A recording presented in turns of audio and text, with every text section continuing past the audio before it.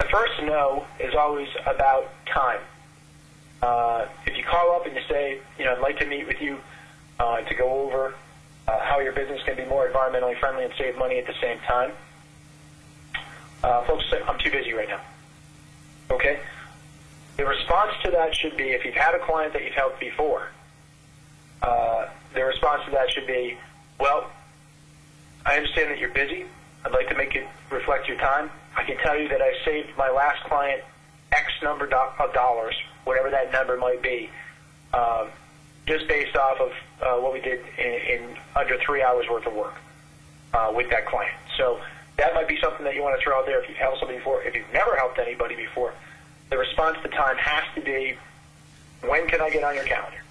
I've got availability. I'm flexible. I'll make it fit to you. If they give you an appointment based out of that, great. If they don't and they say, send me some literature, promise to send them some literature. Make it a one-page flyer because they're really not going to read more than that, with a letter. Actually send them the letter with the flyer.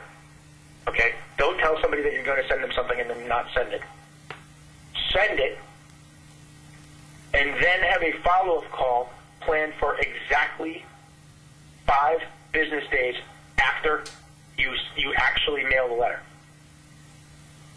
To do that, do not start the phone call with, did you receive my letter? Because their response could be no, and that's a hard fixed objection, and that's going to be a closed door to you, because then they're going to make it seem as though you didn't actually send it. Call them up, say, hey, I sent you that letter, sent you the materials.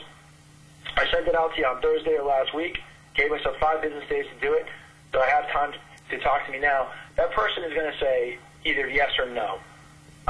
And you'll know whether or not you want to spend any more time calling into that client depending upon what their response is to that. Because usually when people get a letter and they opened it up, they're going to have at least a sense of what it is and tell you they're either not interested or, what, this does look sort of interesting. What is it? Can you tell me a little bit more about it?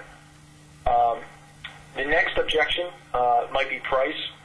If you're charging for your initial round to get set up with people,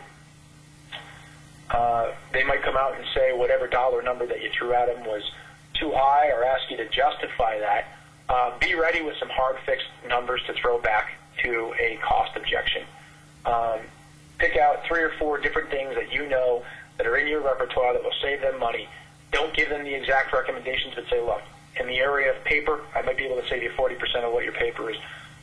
Target it relative to what their business is. Before you get on the phone with somebody, do try and have a sense of what their business is and what it's all about, so that you can plan for objections and respond to them directly according to what their industry is that you're calling into.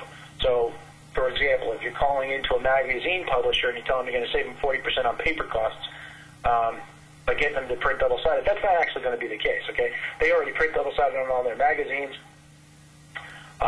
They've heard it from green people before.